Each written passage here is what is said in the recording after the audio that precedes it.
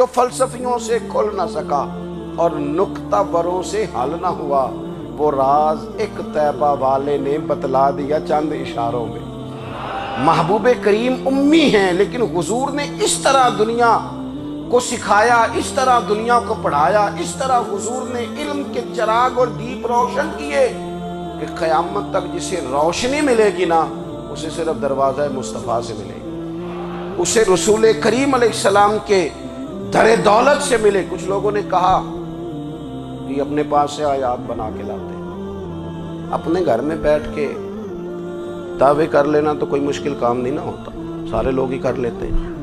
بلکہ وہ ہمارے ایک بزرگ کہا کرتے تھے، خیالی پلاؤ پکائیے تے گھیو کدے بھی کٹ نہ پائیے، کیونکہ کون سا پیسوں کا ڈالنا ہے، زیادہ ڈالیں آپ اور زیادہ ڈالیں۔ بہت سارے لوگ ہیں آج بھی، کچھ لبرل ہیں بیچارے، کچھ دین بیزار طبقہ ہے، وہ کہتے ہیں جناب ہمیں تو جدید باتیں بتائیں، ہمیں تو نئے اسلوب کے مطابق لے کے چلیں، ہمیں تو او بھائی سن، میرے نبی پاک علیہ السلام نے فرمایا میرا قرآن کبھی پرانا نہیں ہوگا، اسے پڑھ کے دیکھ، اس کی جدت کا حسن دیکھ، یہ تو کھلا ہوا باغ ہے، تو ایک دفعہ اس کے قریب آئے گا تو خوشبو ملے گی، دوسری دفعہ آئے گا تو اس سے زیادہ تازی ملے گی، ایک دفعہ پھل کھائے گا تو مزیدار ہوگا اور دوسرا کھائے گا ہو سکتا ہے شکل ملتی جلتی ہو لیکن ذائقہ بڑا نرالا ہوگا۔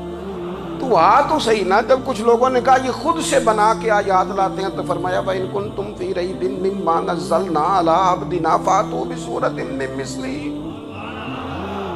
اگر تمہیں کوئی شک ہے اس میں جو ہم نے اپنے بندہ خاص میں نازل کیا ہے تو تم بھی اس جیسی ایک آیت بنا کے لاؤ۔ اور چلو چیلنج کھلا ہی دے دیا، فرما وَادْعُوا شُهَدَاءَكُم مِّن دُونِ اللَّهِ،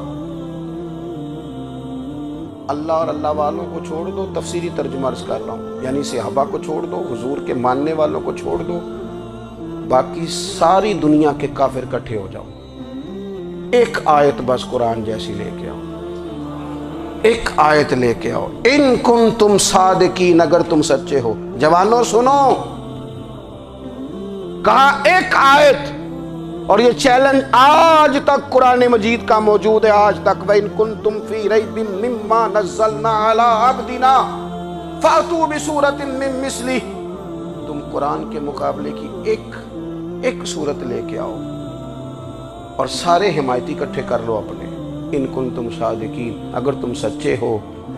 جواب تو ادھر سے آنا تھا نا، لیکن کائنات کے رب نے جواب بھی خود دیا، فرمایا فَإِن لَّمْ تَفْعَلُوا وَلَن تَفْعَلُوا، اگر تم نہ لا سکے، اور فرمایا تم لا سکتے بھی نہیں، اگر تم نہ لا سکے اور تم لا سکتے بھی، نہ خنجر اٹھے گا نہ تلوار تم سے، یہ بازو میرے آزمائے ہوئے ہیں، وَلَن تَفْعَلُوا، تم لا بھی نہیں سکتے، فَاتَّقُوا النَّارَ الَّتِي وَقُودُهَا النَّاسُ وَالْحِجَارَةُ، پھر اس آگ سے ڈر جاؤ جس کا ایندھن آدمی اور پتھر ہے، اُعِدَّتْ لِلْكَافِرِينَ، بنائی کافروں کے لیے، بنائی مومنوں کے لیے تو رب نے جنت بنائی ہے، اُعِدَّتْ لِلْكَافِرِينَ، یہ دوزخ اللہ نے کن کے لیے بنائی ہے؟ اُعِدَّتْ لِلْكَافِرِينَ کہتا ہے کافر کے لیے بنایا۔ تو اللہ تبارک و تعالیٰ نے میرے رسول پاک صلی اللہ تعالیٰ علیہ وسلم کو وہ کتاب عطا فرمائی، اور پھر حضور کی فصاحت و بلاغت، معرفت، دیکھو ایک ہوتا ہے گھنٹوں باتیں کرنا، ایک ہوتا ہے کئی والیم پر مشتمل، کئی جلدوں پر مشتمل کتب کا لکھنا، اور ایک ہوتا ہے کسی بندے کا ایک بات کرنا اور سامنے والے کی طبیعت کو اتنا جگا دینا کہ اگلی بات فوراً ہی اس کی سمجھ میں آ جائے۔ اور حضور نہ کسی کی انا کو نہیں جگاتے تھے، ہم بعض اوقات کسی سے خطاب کرتے ہیں، بات کرتے ہیں تو سامنے والے کی انا کو جگا دیتے ہیں، ٹھیس پہنچاتے ہیں، وہ کہتا ہے چل پھر تگڑا ہو جا میں بھی آیا۔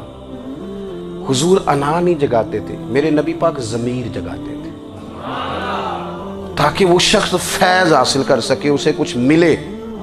نبی کریم کا جو انداز تکلم ہے وہ اس طرح کا ہوتا تھا کہ انسان خود بخود کھل اٹھتا تھا کہ مطلب یہ بات ہونے کیا لگی ہے، مطلب حضور کیا فرمانے لگے۔ نبی کریم صلی اللہ تعالیٰ علیہ وسلم، ایک دن محبوب کریم نے صحابہ کے پیچھے حضور کی فصاحت و بلاغت دیکھے، فرمایا محبوب نے کتنا نادان ہے وہ شخص جو اپنے ماں باپ کو گالی دے، کھلی ہو گئی لوگوں کی آنکھیں، کان کھڑے ہو گئے کہ یا رسول اللہ کون ایسا بدبخت ہے جو ماں باپ کو گالی دے گا؟ اب جب سوالات ذہنی سطح پر پوری طور پر ابھر گئے نا، تو اب رسول کریم نے بات سمجھائی۔ یہ ہے فصاحت و بلاغت، تیرے آگے ہیں یوں دبے لچے فصحاء عرب کے بڑے بڑے، کوئی جان منہ میں زبان نہیں بلکہ جسم میں جان نہیں۔ یا رسول اللہ کون ایسا نالائق ہے جو ماں باپ کو گالی دے؟ اب جب ذہنی سطح یہاں تک ابھر آئی تو اب حضور نے سمجھایا، فرمایا جب تم کسی کے ماں باپ کو گالی دو گے نا، تو وہ بھی تو جواب میں تمہارے ماں باپ کو دے گا نا۔ تو فی نفس ہی یہ تم نے خود ظلم کیا ہے اپنے ماں باپ پر۔ کیوں تم نے ایسا لہجہ اختیار کیا کہ جس سے سامنے والے کی انا جاگ جائے اور وہ تمہارے مقابلے میں آ کر کے کھڑا ہو جائے؟ کیوں تم نے اس طرح کے انداز اختیار کیے کہ جس سے سامنے والا بھی سارے پنجے کھڑے کر کے باہر نکل آئے اور کہے آ جاؤ پھر میں بھی میدان میں حاضر ہوں؟ رسول کریم کی فصاحت، بلاغت دیکھیں نا، حضور 2-4 جملوں میں ساری بات سمجھا جاتے ہیں۔ ایک حدیث پاک اگر ہماری سمجھ میں آ جائے، ایک روایت نبی پاک صلی اللہ تعالیٰ علیہ وسلم نے فرمایا خوبصورت مسلمان وہ ہے جو بے مقصد باتوں کو چھوڑ دے۔ لو اس سے پوری زندگی سجائی جا سکتی ہے، ایک جملے سے پوری زندگی سواری جا سکتی ہے، کوئی لمبی چوڑی باتوں میں جانے کی ضرورت نہیں۔ کہا خوبصورت مسلمان یہ ہے جو بے مقصد باتوں کو چھوڑ دے، لا یعنی باتوں کو، کیا کہتے ہیں ہمارے دیہات کے لوگ، جڑے پنڈ جانا نہیں اودا راہ پوچھنے دی۔ لیکن آج کل لوگ باز آندے یعنی جس بات کا بالکل تعلق نہیں نا وہ بات بھی کرتے جاتے ہیں، جس کا شعبہ ہی نہیں وہ بھی چھلانگ لگا کے اس میں آ جاتا ہے۔ ہم اپنا وقت ضائع کرتے ہیں، اپنی صلاحیتیں ضائع کرتے ہیں، اپنا نقصان کرتے ہیں۔ ہم اپنا کام صحیح کر کے نہیں کرتے اور دوسری ساری دنیا کو ٹھیک کرنا چاہتے ہیں۔ او بھائی آپ جس جگہ جس شعبے سے تعلق رکھتے ہیں آپ اپنے معاملات میں مضبوطی پیدا کریں۔ حضور نے اپنی فصاحت کے ساتھ، بلاغت کے ساتھ لوگوں کو قائل کیا، اور قرآن مجید کی تاثیر کا یہ اثر میرے کریم رسول نے دکھایا کہ رات کو جب حضور بیٹھ کے قرآن پاک پڑھتے تھے نا، جب یاسین والے نبی خود یاسین کی تلاوت کریں،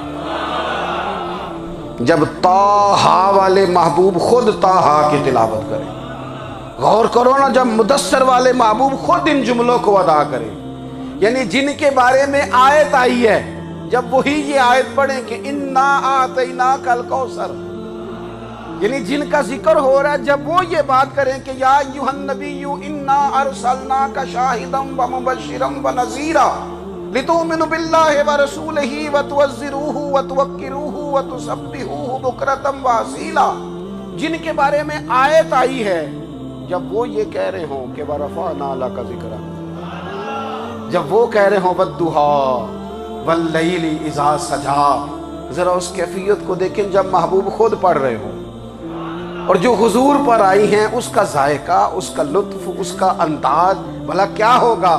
حضور جب رات کو پڑھتے تھے نا قرآن پاک، تو جب پکے کافر تھے نا، ابو جہل جیسے لوگ وہ بھی جھاڑیوں میں چھپ چھپ کے مدینے والے کی تلاوت سنا کرتے تھے، حضور کی تلاوت سنا کرتے تھے۔ یہی بہتر ہے کہ پردوں میں وہ پردہ پوش رہے، وہ اگر پردے ہٹا دے تو کسے ہوش رہے۔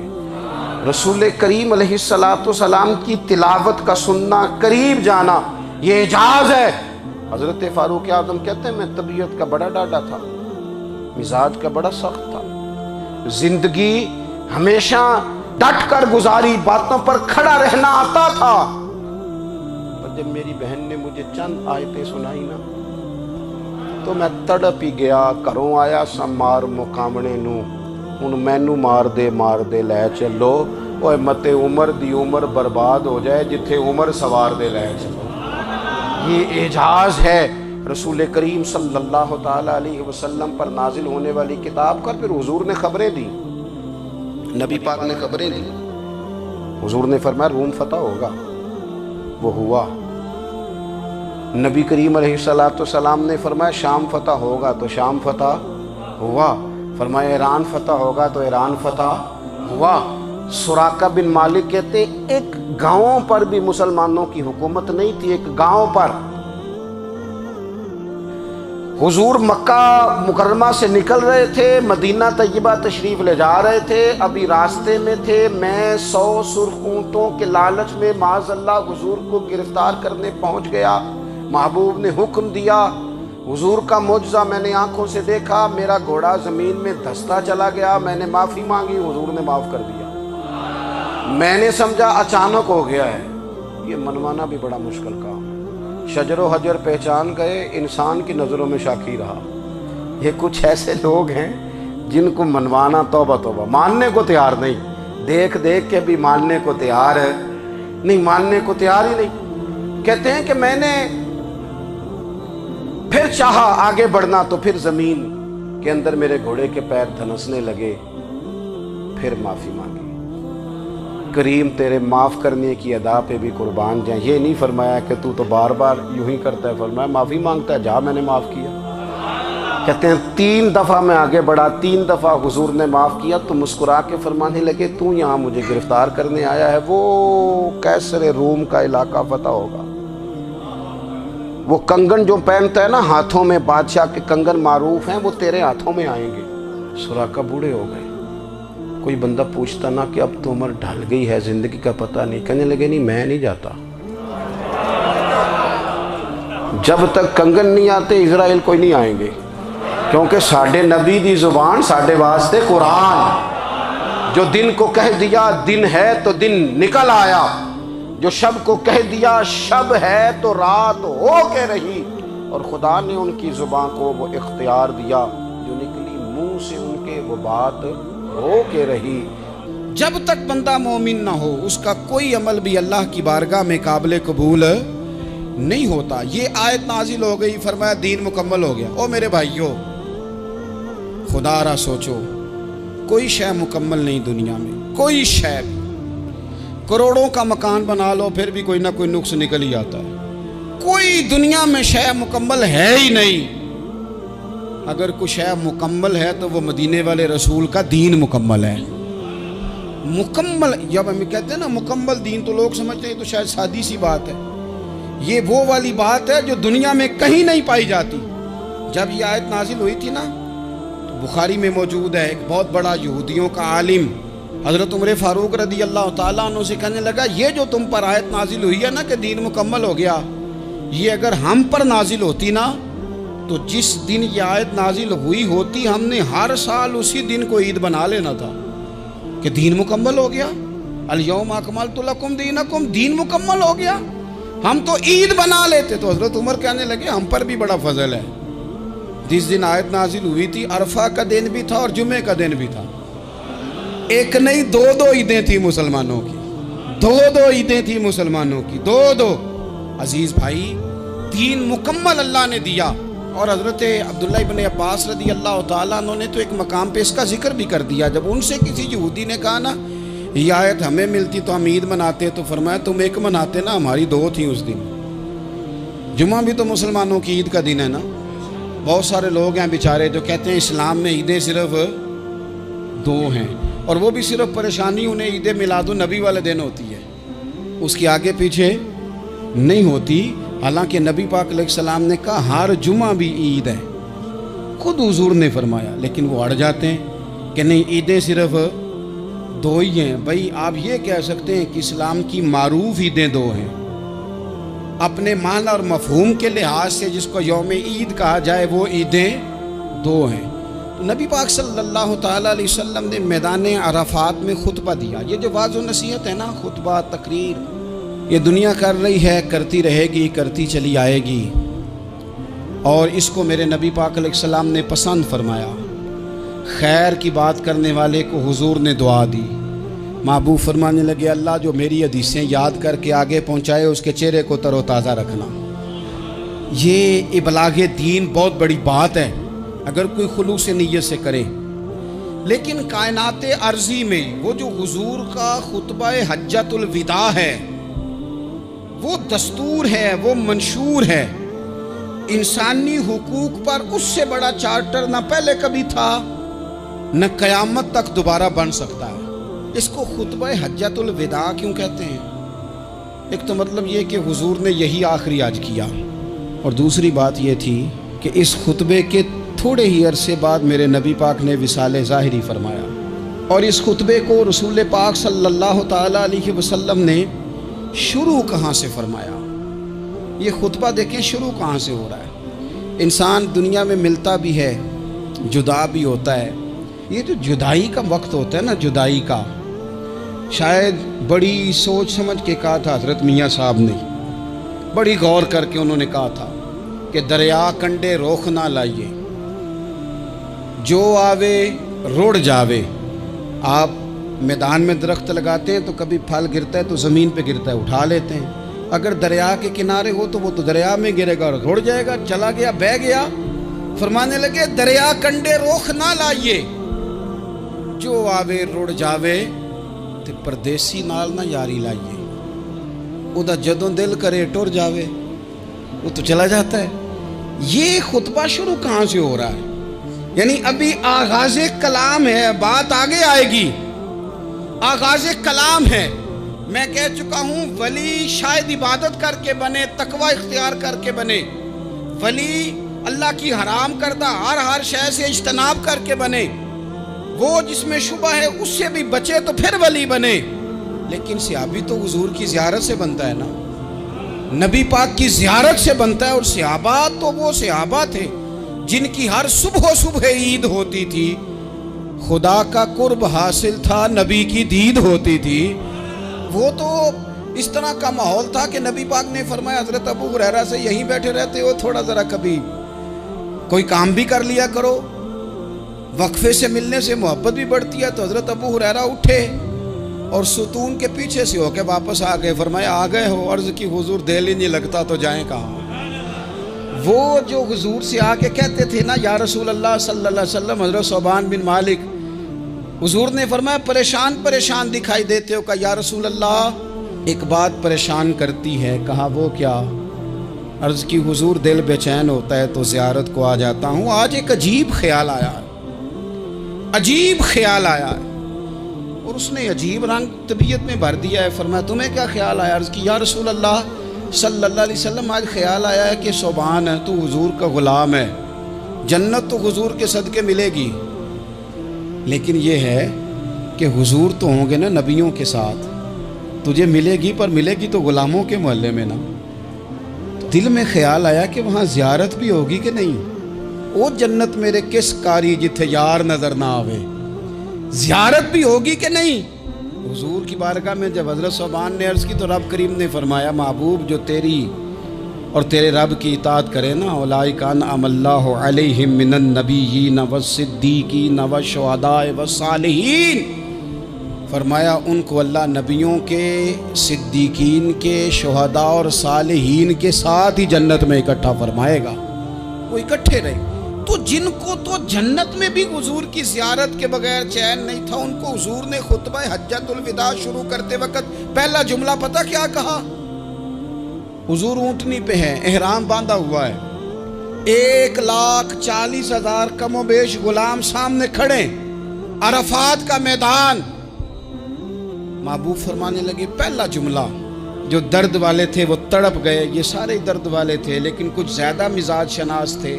محبوب نے پہلا جملہ کہا، حضور فرمانے لگے لوگوں جس طرح آج اکٹھے ہوئے ہیں شاید اس کے بعد دوبارہ ہم اکٹھے نہ ہوں۔ پہلا اعلان ہی کر دیا کہ یہ تمہارے ساتھ جو آج خطبہ ہے نا، اس میں اشارہ دے دیا کہ دوبارہ نہیں جمع ہو گیا، اگلا حج نہیں کرنا، بس ختم ہوئی بات، یہ آخری پہلی بات ہی حضور نے یہ بیان کی۔ اب وہ اتنے دل نرم ہو گئے حضور کی بات سن کے، آنکھوں میں آنسو اس طرح آ گئے، طبیعت کا ملان اتنا بڑھ گیا کہ ہر ایک کا دل کشکول بن گیا، ہر طرف سے آہیں اور سسکیاں ہیں کہ حضور کے وہ جملے یوں صحابہ لے رہے تھے جب آپ سے کوئی کہہ دے کہ بھائی یہ وقت بس آخری ملاقات کا ہے، تو پھر انہوں نے وہ تو حضور کی ہر بات ہی توجہ سے سنتے تھے، پر یہاں جو انداز بن گیا وہ انوکھا بن گیا۔ فرمایا شاید دوبارہ ملاقات نہ ہو۔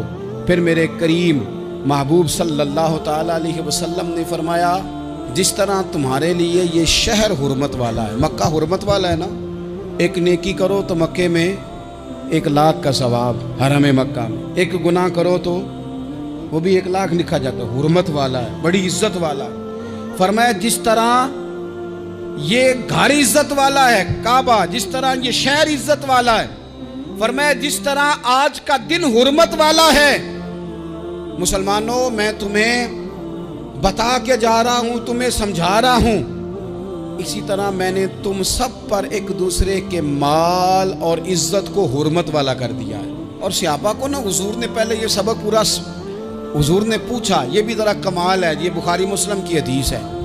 حضور نے صحابہ سے پوچھا 9 ذی الحجہ ہے، جمعے کا دن ہے، ذی الحج کا مہینہ ہے، سب کو پتہ ہے، لیکن نا آپ جمعہ پڑھنے ہیں تو میں آپ سے کہوں کہ آج آپ کون سا دن ہے تو آپ کہیں گے جناب جمعہ ہے، عجیب آدمی ہے جمعہ پڑھا رہے ہو، لیکن جو صحابہ کا انداز ہے وہ اور ہے۔ حضور نے پوچھا آج یہ کون سا مہینہ ہے؟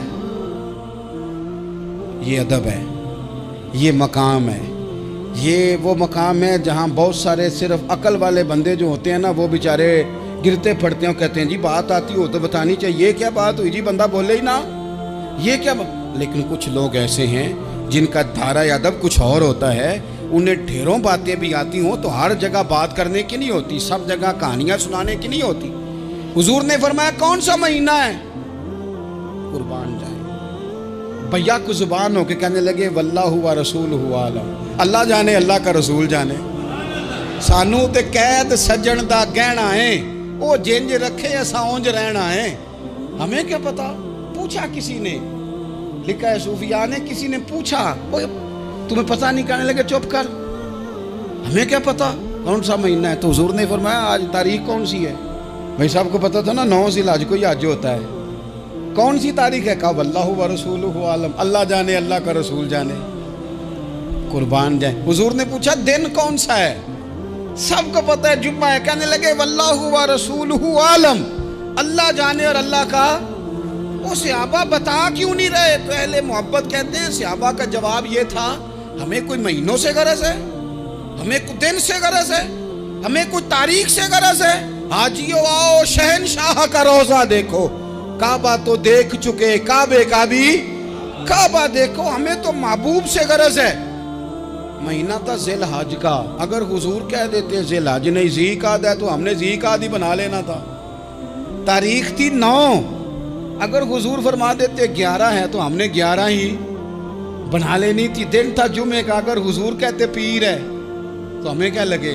ہمیں تو محبوب کی رضا چاہیے۔ آپ دیکھیں نا ایک صحابی کے ہاتھ ذرا لمبے تھے تو حضور نے فرمایا یا ذوالیدین، او لمبے ہاتھوں والے، ان سے کوئی پوچھتا نام کیا ہے تو کہتے میرا نام ہے 2 ہاتھوں والا۔ او بھائی میرے بھی 2 ہیں، تم کیوں 2 ہاتھوں والا؟ کہنے لگے یہ نہیں مجھے پتا، مجھے نبی پاک نے کہا 2 ہاتھوں والا، تو ٹھیک ہو گئی جو حضور نے نام رکھ دیا۔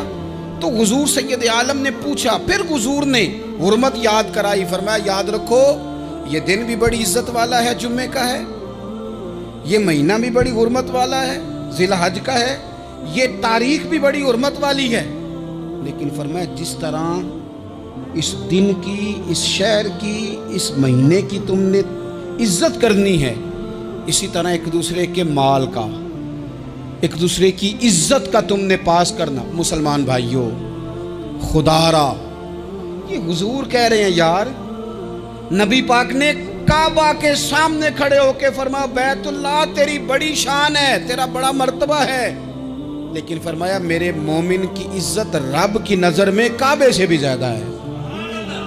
ہم کیسے بیٹھ کے یار، ہم کیسے جرات کرتے ہیں کسی کی پگڑی کھولنے کی کونے میں بیٹھ کے؟ ہم اپنے گھر بیٹھ کے کسی پر تبصرہ کر گئے، کسی بندہ مومن کی عزت اچھال گئے، بالکل پتہ نہیں تھا بات کا اور ہم نے کہانی بنا دی پوری کی پوری، داستان سرائی کر گئے۔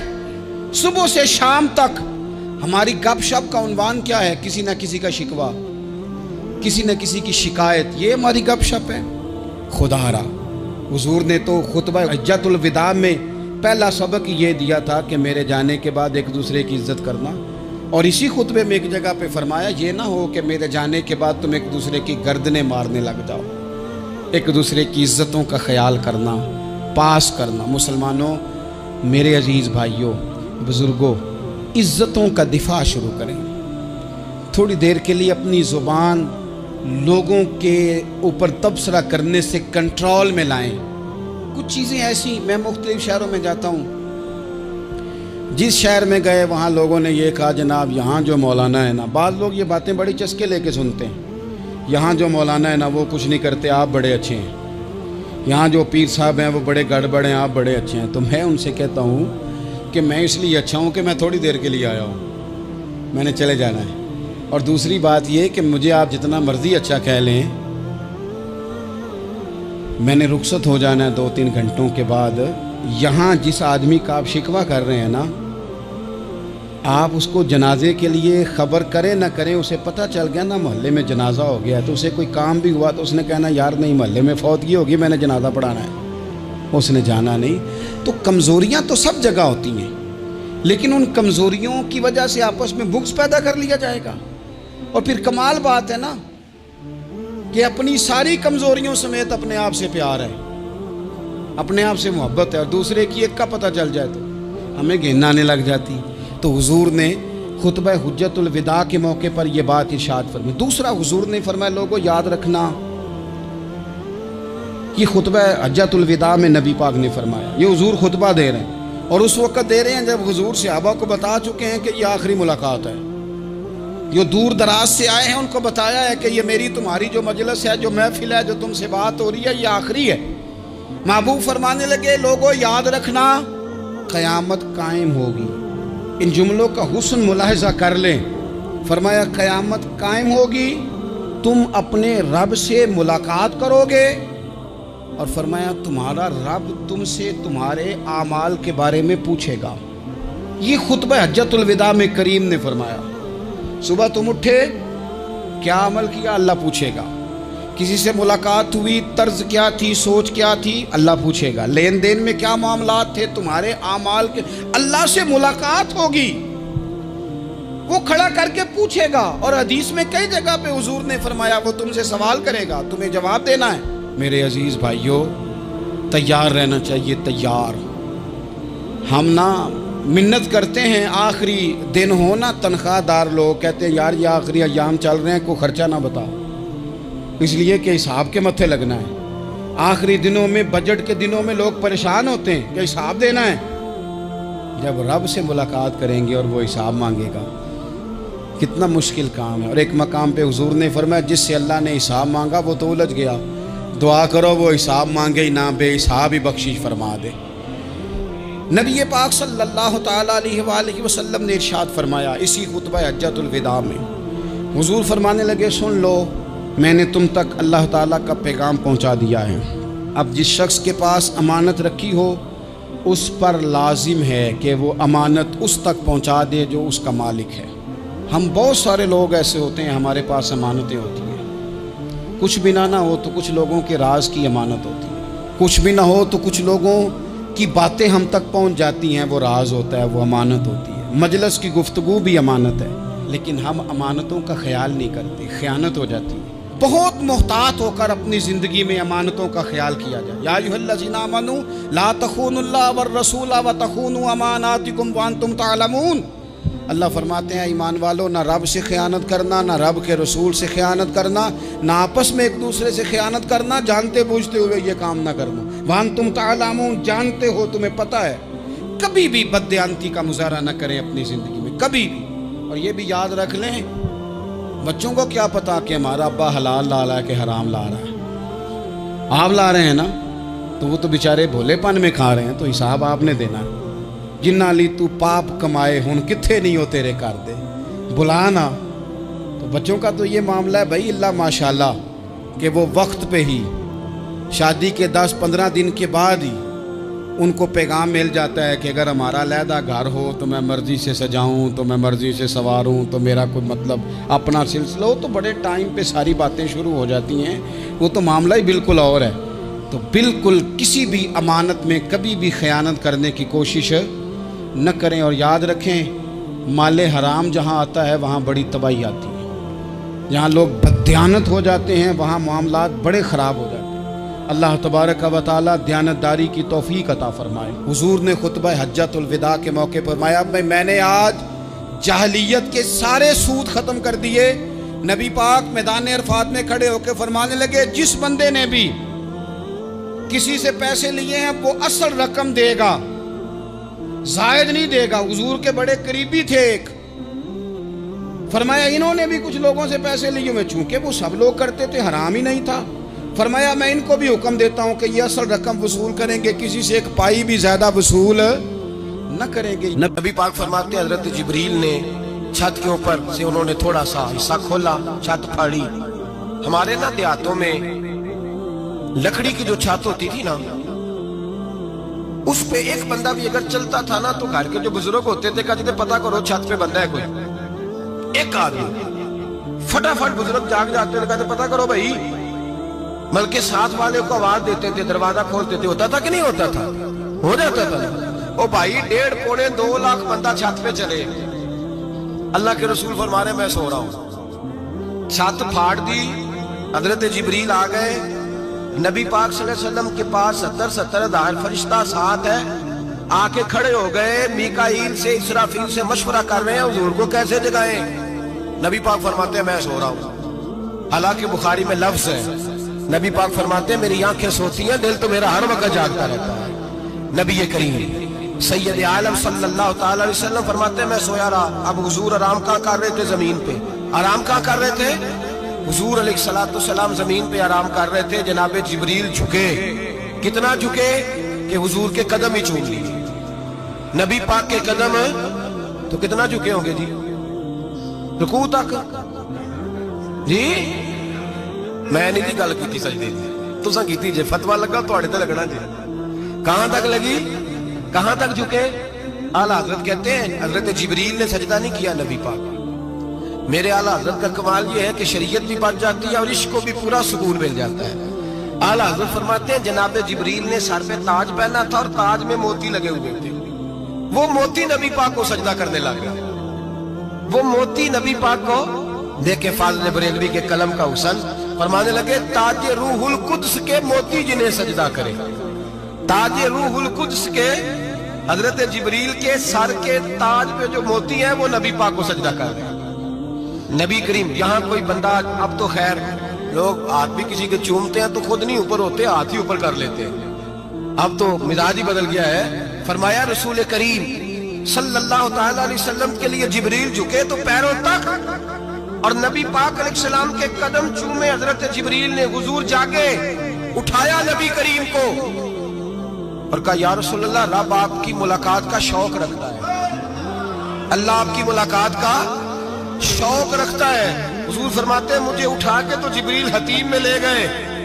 اور پھر یہ بخاری کے لفظ ہے, فرمایا یہاں گلے سے لے کر ناف تک میرا سینہ کھولا, میرا دل نکالا, آب زمزم میں رکھا. اس لیے نہیں کہ نبی پاک کے دل کو برکت حاصل ہو جائے, اس لیے کہ آب زمزم کو برکت حاصل ہو جائے. امتی رج رج کے پیئے کہ یہ وہ والا زمزم ہے جس نے ہمارے مصطفیٰ کے قلب اطہر کو چوما ہوا ہے. نبی پاک صلی اللہ علیہ وسلم فرماتے ہیں میرے سامنے کھولا اور میں دیکھتا بھی رہا. دل کھل گیا, سینہ کھل گیا اور میں دیکھتا بھی رہا. اور نبی پاک فرماتے ہیں خون بھی نہیں نکلا, اس لیے کہ حضور کی حقیقت نور ہے, نبی پاک کی حقیقت نور ہے. ورنہ بشر کے حضور اگر صرف بشر ہوتے تو کٹ بھی لگے تو خون نکل آتا ہے. میرے رسول کریم سید عالم صلی اللہ علیہ وسلم فرماتے ہیں پھر جبریل امین مجھے براق پہ بٹھانے لگے. خچر سے چھوٹا تھا, گدھے سے بڑا تھا اور بجلیوں کا بنا ہوا تھا. جہاں اس کی نظر جاتی تھی وہاں اس کا قدم جاتا تھا. نبی کریم فرماتے ہیں مجھے بٹھانے لگے تو میں رک گیا. میں نے کہا میں نہیں بیٹھتا. یا رسول اللہ کیا ہوا؟ فرمایا اللہ فرماتے ہیں یوم نسوق المجرمین الی جہنم وردا, جب آپ کے امتی نکلیں گے قبروں سے ڈنڈے مار مار کے لے جائے جائیں گے. پہلے رب میرے ساتھ وعدہ کرے کہ جب میرے غلام قبروں سے نکلیں گے تو انہیں بھی براق عطا کرے گا. پہلے وعدہ کرے. حضرت جبریل کہتے ہیں میں وہیں کھڑا تھا. رب کریم نے کہا چل وعدہ کر لے, یوم نحشر المتقین الی الرحمن وفدا, محبوب جب تیرے فرما بردار قبروں سے نکلیں گے تو میں سب کو براق عطا کر دوں گا, سب کو براق دے دوں گا. نبی کریم فرماتے ہیں میں براق پہ بیٹھا, سفر شروع ہوا. نبی رحمت علیہ السلام فرماتے ہیں میں گزرا. یہ بات آپ نے سنی ہوئی ہے پر بیان کرنے بھی بڑی ضروری ہے. مررت علی الموسیٰ فہو یصلی فی قبرہ, رواہ مسلم. او خدا کے بندو, اللہ تبارک و تعالی ہدایت کا نور دے. کہاں بیٹھ کے قرآن و سنت پڑھتے ہو؟ کیوں نہیں عقیدے کو سمجھتے؟ نبی کریم علیہ السلام نے فرمایا میں معراج کی رات گزرا، یہ سنی کان کھول کے سنے، دل کھول کے، صحیح مسلم کی حدیث، فرمایا میں معراج کی رات گزرا تو حضرت موسیٰ اپنی قبر میں کھڑے ہو کے نماز پڑھ رہے تھے۔ حضرت موسیٰ اگر زندہ ہے تو جو موسیٰ کے بھی امام ہے، جو جناب موسیٰ کے بھی، حضور فرماتے ہیں قبر میں جناب موسیٰ کھڑے ہو کے، اور آگے سنے حضور فرماتے ہیں مسجد اقصیٰ میں گیا تو موسیٰ وہاں بھی موجود تھے، یہ بھی بخاری ہے، حضرت موسیٰ وہاں بھی، فرماتے ہیں میں چھٹے آسمان پہ گیا تو موسیٰ وہاں بھی موجود تھے۔ 10 وقت کتنے حضرت موسیٰ قبر میں تھے کہ مسجد اقصیٰ میں؟ لو کڈو مسئلہ کتنے سن قبر میں تھے کہ نہیں قبر خالی جو نکلے نہیں پچھو خالی، قبر میں تھے کہ نہیں؟ مسجد اقصیٰ میں چھٹے آسمان پہ۔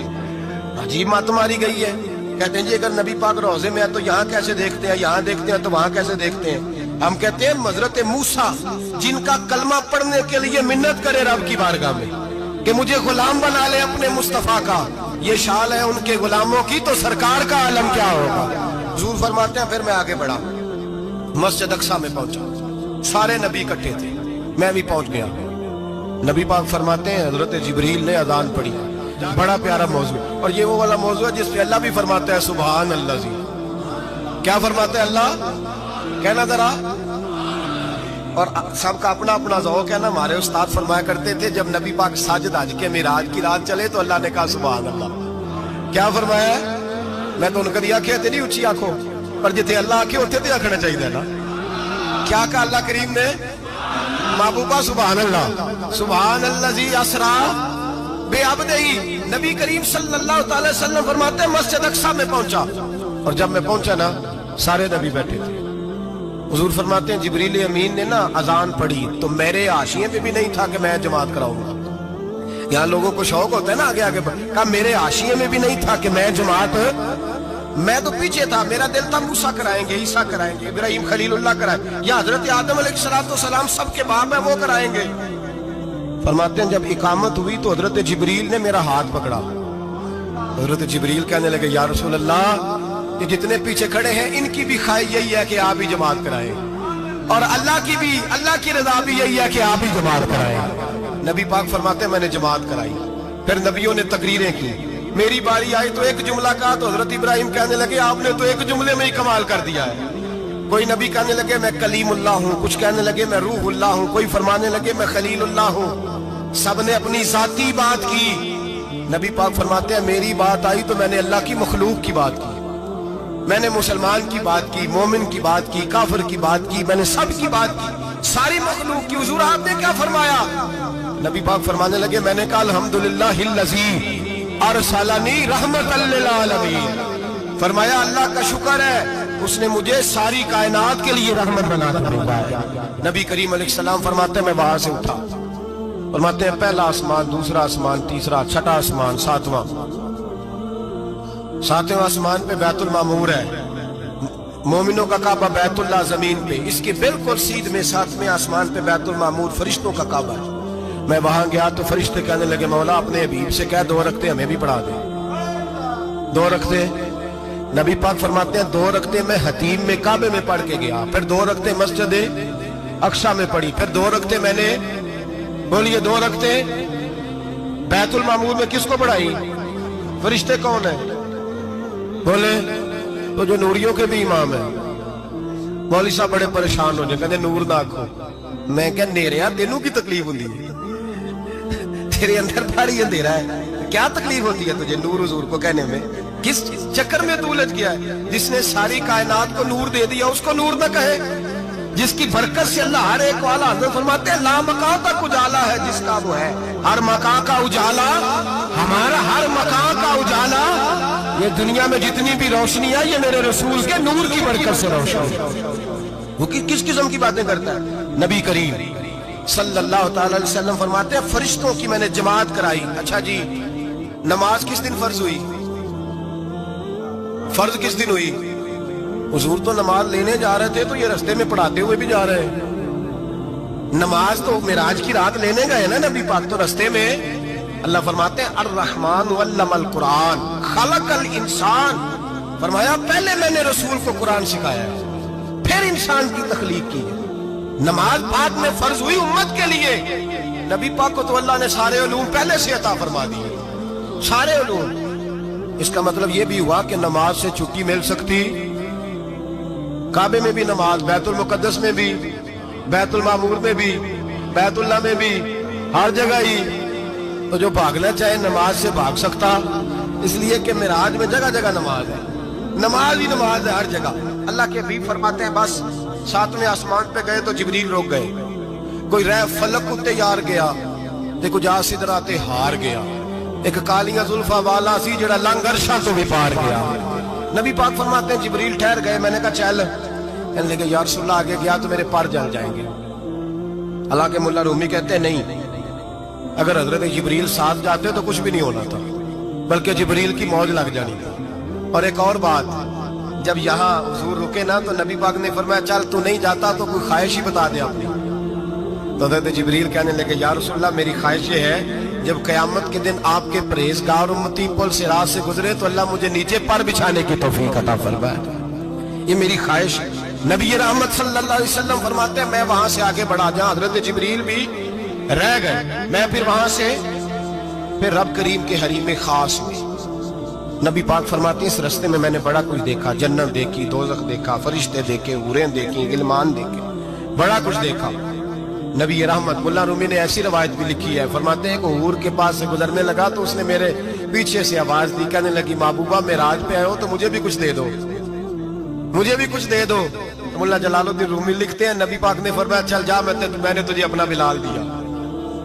तो वो हूर कहने लगी महबूबा वो तो काला कलोटा है, मेरे लिए रह गया है। तो मुल्ला रूमी ने लफ्ज लिखा ये उनकी मोहब्बत है, ये उनका प्यार है।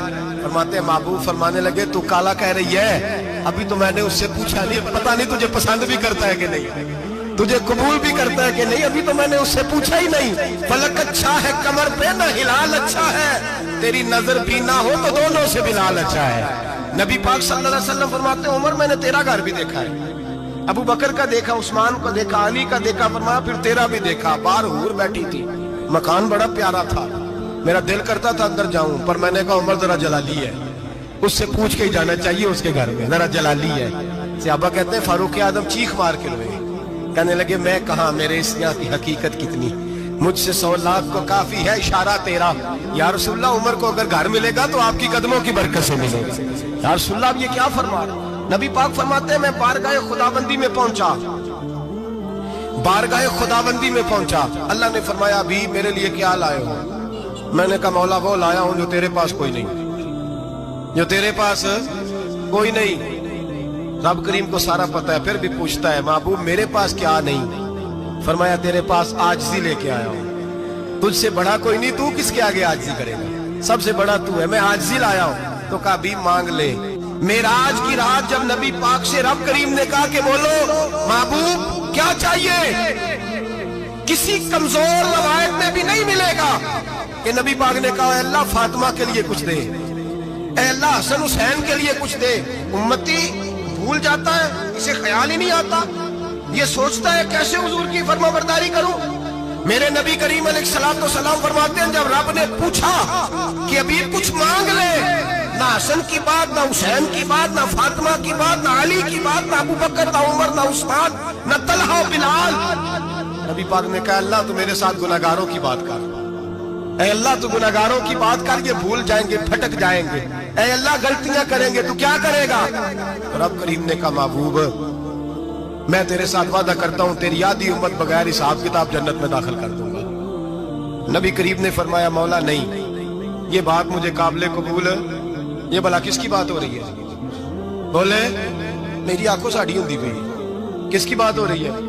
आप खुशी नहीं हो रहे, आपकी बात हो रही है, आप राजी नहीं हो रहे, ये सबसे कीमती बात है। मेरे आपके चाहने वाले कब्र में छोड़ के लौट आएंगे, ये वाली बात काम आएगी जो मेराज की रात हुई है, ये बात काम आएगी कब्र में। इसको राजी होकर सुनो, दिल और आंखें खोलो। मेरे रसूल करीम सल्लल्लाहु तआला अलैहि वसल्लम फरमाते हैं या अल्लाह नहीं, ये बात मंजूर नहीं, अभी तू क्या चाहता है? तो कहा अल्लाह तू मुझे सिफारिश का हक अता कर, तू मुझे इजाजत दे, मैं कहता जाऊं तो माफ करते जाना। आधी वाली बात काबिल कबूल हुजूर कह सकते थे ना, चलो आधी बख्शी गई भाई, आधी अच्छे अमल करे। फरमाया नहीं, मुझे हक़ शफाअत दे। नबी पाक फरमाते हैं मेरे रब ने मुझे सिफारिश का हक दिया है, मैं कयामत में सिफारिश करता जाऊंगा, अल्लाह मेरी उम्मत को जन्नत अता करता जाएगा। हुजूर वापस लौटे। मेरे आला हजरत फरमाते हैं जाना इतना कमाल नहीं था जितना हुजूर का वापस आना कमाल है। यहां तो जन्नत देख के कोई वापस नहीं आता, यहां तो किसी अच्छी सोसाइटी में रहने वाला 4 दिन यहां गांव से जाके किसी बड़े मुल्क में रहने वाला कहता है जी मेरा नहीं यहां गुजारा, गर्मी बड़ी है, मेरा नहीं टाइम पास होता। नबी पाक रब के हरीम खास में गए, आला हजरत फरमाते कमाल ये है कि हुजूर आ गए, कहने लगे अल्लाह मैंने जाना है इसलिए कि मेरा अबू बकर इंतजार कर रहा है, मेरा उमर इंतजार कर रहा है, उस्मान इंतजार में है, अली का तो दिन नहीं चढ़ता जब तक मेरा दीदार न करे, बिलाल का क्या बने, सुहैब किधर जाएगा, वो सलमान जो कई 100 साल मेरा इंतजार करता रहा वो मेरे देखे बगैर किधर जाएगा। और वो जो तूने कहा जब अपनी जानों पे जुल्म कर ले तो तेरे मदीने हाजिर हो जाए, वो कयामत तक किधर जाएंगे वो सारे। ऐ अल्लाह मुझे जाना है, अपनी उम्मत के लिए जाना है। नबी पाक वापस लौटे और हुजूर ने फरमाया कि मुस्नद इमाम अहमद बिन हंबल में मौजूद है, नबी पाक ने फरमाया रही तो रब्बी भी अहसन सूरा, मैं रब देख के आया हूं और बड़ी प्यारी सूरत में देख के आया हूं। किसे देख के आया हूं? बोलिए, अल्लाह का नाम लेंगे अजर मिलेगा। किसको देख के आया हूं? बोलिए किसको? किसको जी? यहां भी परसों एक मजमून में देख रहा था, कहने लगा जी हुजूर ने मेराज की रात जिब्रील को देखा, अल्लाह को नहीं देखा। मैं कहा तू शदाई हो गया। मुझे एक बात का जवाब देना आप सुने, अगर नबी पाक ने अल्लाह को देखा हो तो मेरा आपका नुकसान है कोई इस बात में? वेलो तुसी नहीं ना बोले हुण मैं तुहानू खिलार के जे पूछा कि जेड़ा नुकसान है वो दसो, फिर की करोगे? भाई अगर नबी पाक ने अल्लाह को देखा तो उम्मत का फायदा के नुकसान? ते जेड़े मौलवी एडी बड़ी किताब लिख छड़ी नहीं वेख्या नहीं वेख्या, उन्होंने भी कदी पूछ लिया करो भी तेनू की मुसीबत बनी है लागे, तेनू की वक्त बने है लागे। अजीब तू अजीब नस्ल का तू जानवर है। भाई नबी पाक ने देखा अल्लाह को, तुझे क्या तकलीफ है? कहता नहीं देखा। मैं कहा तू नाल से इनू की पता है चलिया, अजीब तू इंसान है। इतनी मोटी किताब लिख दी, कहता जिब्रील को देख के आ गए। मैंने कहा जिब्रील तो रोज वहां खड़े होते थे तेरे रसूल पे, वो तो वहां खड़े होते थे, रोजाना आए होते थे, उनको देखने जाना था। पढ़ मुस्नद इमाम अहमद बिन हंबल में हजरत अब्दुल्लाह इब्ने अब्बास क्या कहते हैं, कहते हैं रही तो रब्बी बेअहसन सूरा, नबी पाक फरमाते हैं मैंने रब बड़ी हसीन सूरत में देखा है। हजरत अनस बिन मालिक फौरन उठ के खड़े हो गए। उसकी अगली बात सुनो, हजरत अनस बिन मालिक रज़ी अल्लाह ताला अन्हु कहने लगे या रसूल अल्लाह अकेले देखा हो? मैंने भी देखना, मेरा भी दिल करता है।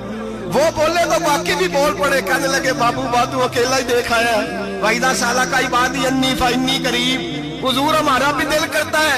मुस्नद इमाम अहमद बिन हंबल में लफ्ज है मदीने के महबूब बोले और बोल के कहने लगे तुमने भी देखना है? हुजूर देखना है। फरमाया मन रानी फकत रायल हक, तुम सारे मिलके मुझे देखो, जिसने मुझे देख लिया उसने रब देख लिया है, जिसने मुझे देख लिया उसने देख लिया है।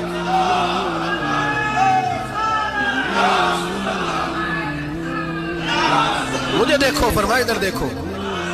अब बड़ी शानवार, बड़ी शानवार, बड़ी शान नबी करीम सल्लल्लाहु अलैहि वसल्लम। और फिर बरेली के इमाम बोले, कहने लगे बाखुदा खुदा का यही है घर, नहीं और कोई मफर मकर, जो वहां से हो यही आते हो, जो यहाँ नहीं तो, जो यहाँ नहीं तो वहां नहीं, जो यहाँ नहीं तो, जो यहाँ कबूल नहीं वहां भी काबिल कबूल है। पर मैं तुम मुझे देखो ना, जिसे मुझे देख लिया उसने रब देख लिया, मुझे देखो जिसने देखना है। मेरे हबीब करीम अलैहिस्सलाम फरमाते हैं जब मैं रब से मिला तो अल्लाह ने अपना दस्ते मुबारक मेरी पुश्त पे रखा। सियासता तिरमिजी शरीफ ने मेरी कांड दे पीर दा हाथ थे, मुर्शद दा हाथ थे। नबी पाक फरमाते हैं मेरी पुश्त पे अल्लाह का हाथ है। रब करीम ने मेरे कंधों के दरमियान हाथ रखा और मैंने ठंडक दिल में महसूस की। फ़अलिमतु मा फिस समावाति व मा फिल अर्द, हुजूर फरमाते हैं फिर मैंने जान लिया जो कुछ जमीनों में था उसका इल्म भी आ गया, जो आसमानों में था उसका इल्म भी। अल्लाह ने फिर उलूम की कुंजियां मेरे हाथ में दे दी। मस्जिद नबी के मिंबर पर बैठकर जनाब उमर कहते हैं फिर आमना के लाल ने ऐलान फरमाया जिसने जो पूछना हो पूछे, मैं यहाँ बैठ के बताऊंगा। मेराज की रात कुंजियां दे दी रब करीम ने गैब की। और आला हजरत बोल पड़े, कहने लगे और कोई गैब तुझसे नेहा हो भला जब खुदा ही ना छुपा रहा।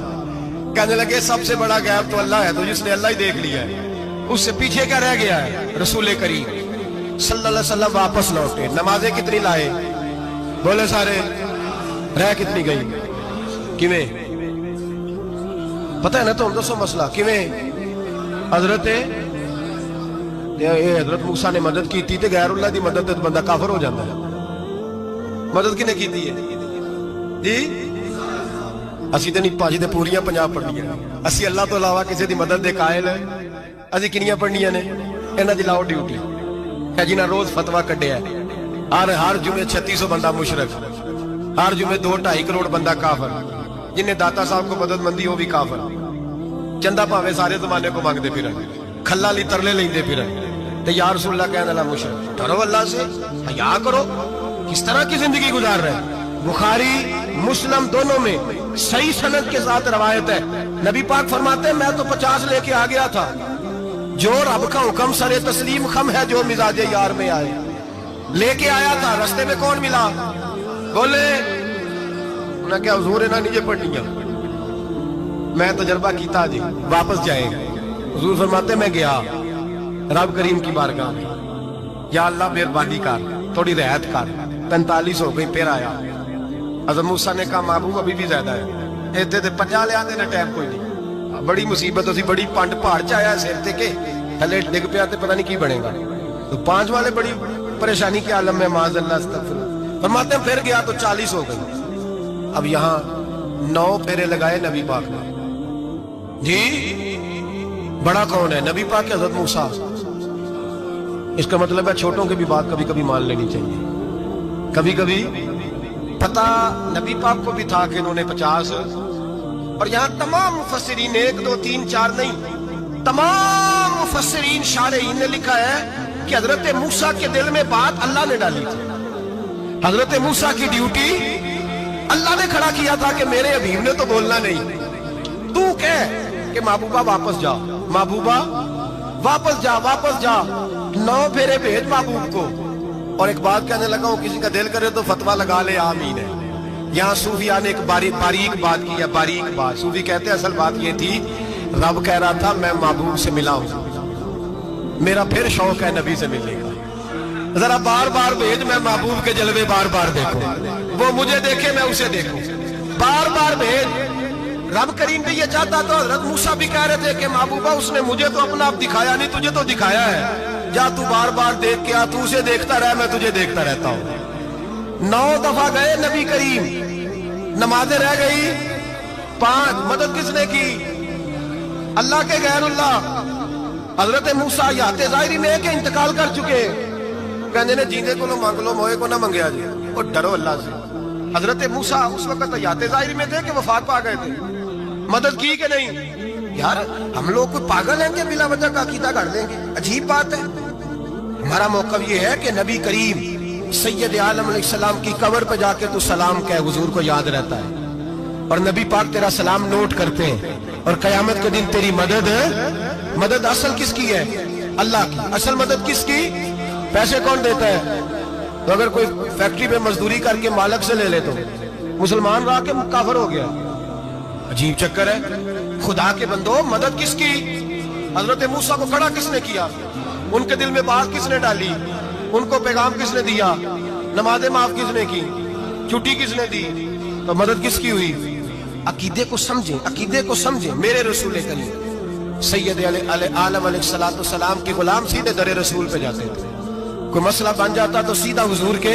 پڑھیے مصنف ابن ابی شیبہ، حضرت بلال بن حارث مزنی کہتے ہیں بارش نہیں ہوتی تھی، میں در رسول پہ چلا گیا، میں نے جا کے کہا محبوبہ بارش نہیں ہوتی، مہربانی فرما۔ کہتے ہیں حضور میری خواب میں آئے، کہا جا عمر کو جا کے میرا سلام کہہ دے، اور اسے کہنا بارش جلدی ہو جائے گی۔ حضرت بلال بن حارث کہتے ہیں جناب عمر کو مصطفیٰ کا سلام دیا، ابھی لفظ بھی پورے ادا نہیں ہوئے تھے، رب کریم نے بارش عطا کر دی۔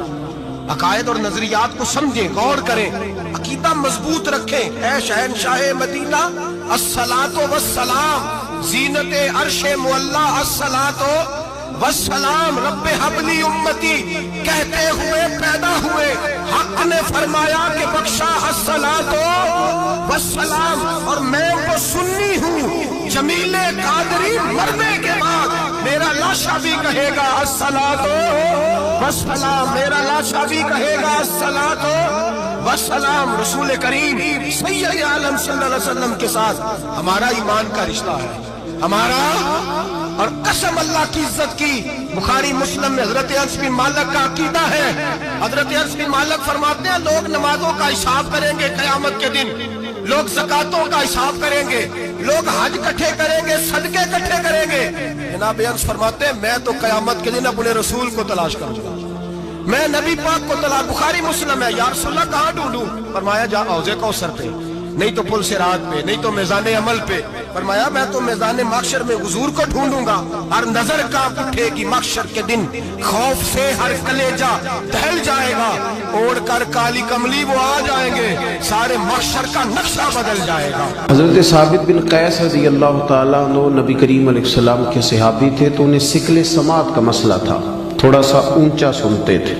جو آدمی اونچا سنتا ہے نا وہ بولتا بھی اونچا ہی ہے، تو اونچا سنتے تھے تو پھر بولتے بھی اونچا ہی، تو چونکہ ذرا اونچا بولتے تھے تو اب آپ اس بات کو سمجھ لیں، اس شان نزول کی روشنی میں اس آیت کو سمجھیں کہ وہ جان بوجھ کے اونچا نہیں بولتے تھے، مجبور تھے، مجبوراً اونچا بولتے تھے، لیکن رب کریم کو یہ ادا بھی پسند نہیں آئی۔ فرمایا مجبوری جتنی بھی ہو میرے نبی کا ادب قائم رکھنا ہے، ادب تم نے قائم رکھنا ہے۔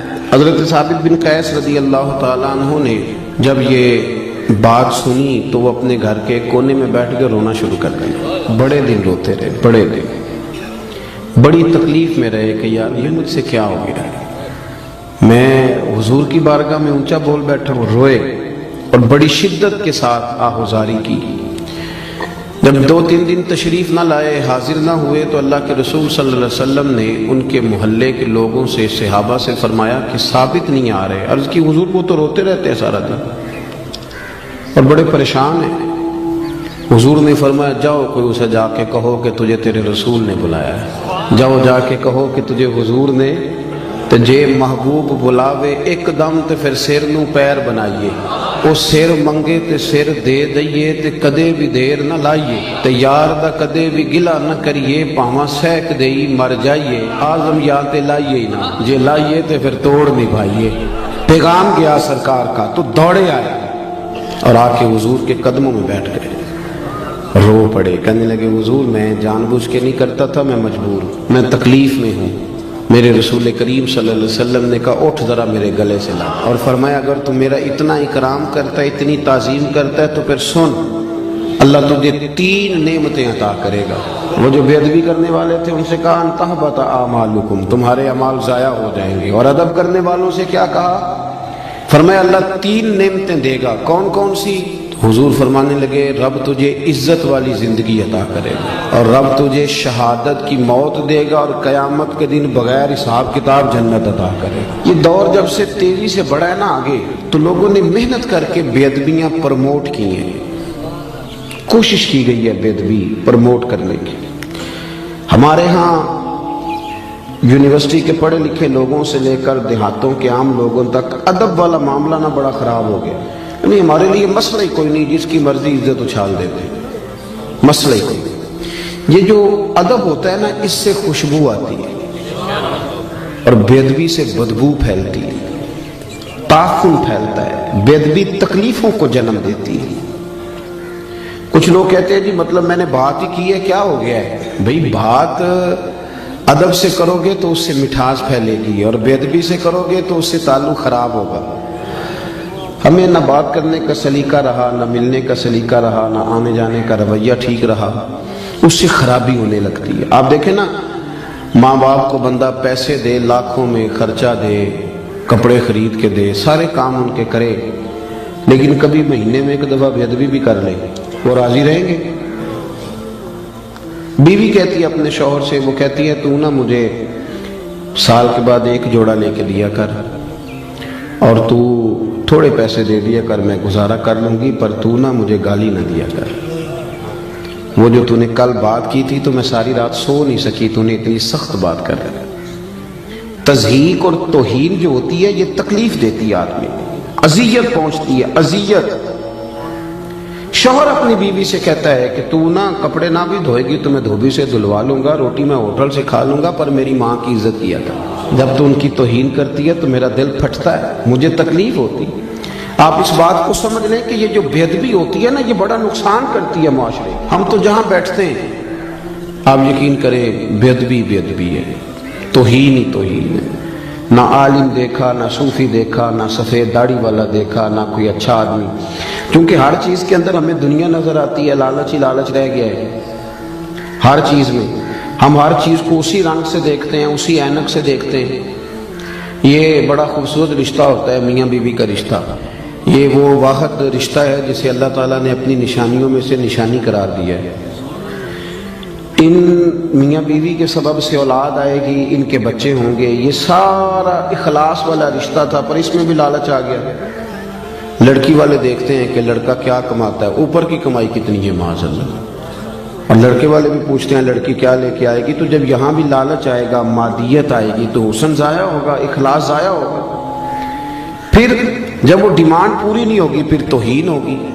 कभी भी बेअदबी ना करे किसी जगह बैठ के। हदीस पाक सुने, बुखारी मुस्लिम में मिशकात में मौजूद है, हजरत अबू हुरैरा रावी हैं। नबी करीम सल्लल्लाहु अलैहि वसल्लम ने फरमाया, जिसने 3 लोगों की इज्जत की। बहुत बड़े जुमले हदीस के, बहुत बड़े, जरा गौर करना।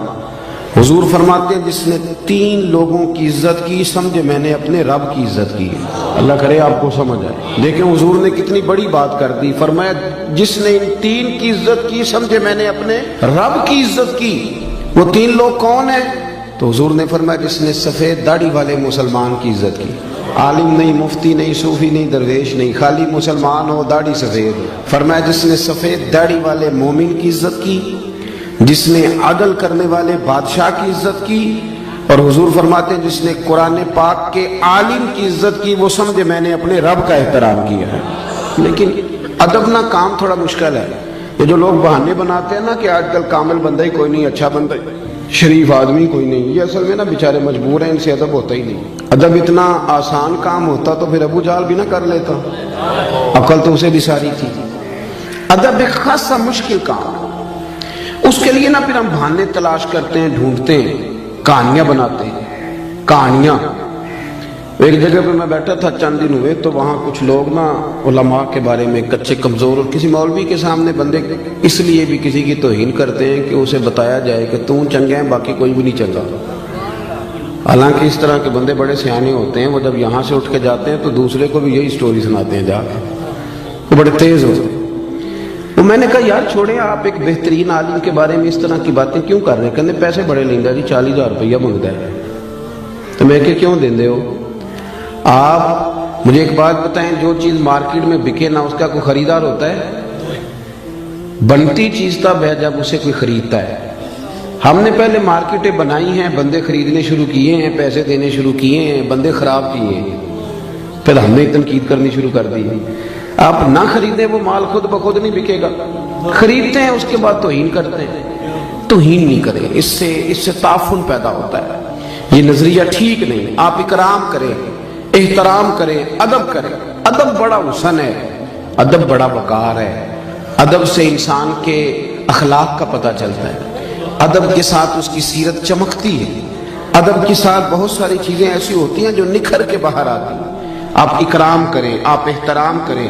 हजरत अबू दरदा रज़ी अल्लाह ताला अन्हु फरमाते हैं, नबी करीम सल्लल्लाहु अलैहि वसल्लम की बारगाह में हाजिर हुआ, सरकार दो आलम सल्लल्लाहु अलैहि वसल्लम के चेहरे पर मैंने कुछ नाराजगी देखी। तो मैंने कहा, हुजूर आप नाराज हैं? तो हुजूर ने फरमाया, हाँ, मुझे तुम्हारे एक फेल ने नाराज किया है। तो हजरत अबू दरदा कहते हैं, मेरे तो पैरों तले जमीन ही निकल गई। हुजूर नाराज हो गए। तो मैंने अर्ज की, या रसूल अल्लाह सल्लल्लाहु अलैहि वसल्लम, मुझसे क्या गलती हुई? तो हुजूर ने फरमाया, अबू दरदा आज तुम गली में चल रहे थे? या रसूल अल्लाह मैं चल रहा था। फरमाया, अबू बकर सिद्दीक भी साथ थे? हुजूर वो भी साथ थे। फरमाया, तुमने सोचा ही नहीं, तुम मेरे अबू बकर के आगे आगे चल रहे थे, तुमने ये गौर ही नहीं किया, तुम अबू बकर सिद्दीक को पुष्ट करके चल रहे थे। और फिर हुजूर ने फरमाया, अबू दरदा सुन लो, ना किसी पे सूरज गुलूब हुआ ना तुलू हुआ जो मेरे अबू बकर सिद्दीक से अफजल हो।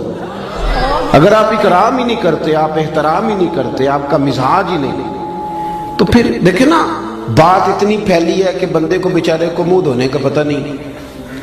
اسے لفظ بھی سیدھے نہیں بیان کرنے آتے اور وہ تبصرہ کرتا ہے صحابہ پر، اہل بیت پر، ان لوگوں پر تبصرہ کرتا ہے جن کے نام بھی وضو کر کے لینے چاہیے، وہ ان کی بات کرتا ہے جن کے بارے میں انسان کو بڑا سوچ سمجھ کے بات کرنی چاہیے، بڑا اس کا لب و لہجہ ٹھیک ہونا چاہیے، بڑا درست ہونا چاہیے۔ لیکن ہمارے ہاں شدت کے ساتھ بے ادبی نے رواج پکڑا ہے، اور میں بڑی درد کے ساتھ آپ کی خدمت میں عرض کرتا ہوں کہ ادب والی جماعت کے اندر بے ادب لوگ پیدا ہوتے جا رہے ہیں۔ ادب والی جماعت کے اندر جو کسی کو کچھ نہیں سمجھتے، پگڑیاں اچھالتے ہیں، سخت جملوں کے ساتھ بات کرتے ہیں، سخت گیر ان کا رویہ ہوتا جا رہا ہے۔ اکرام کریں، احترام کریں، ادب کریں۔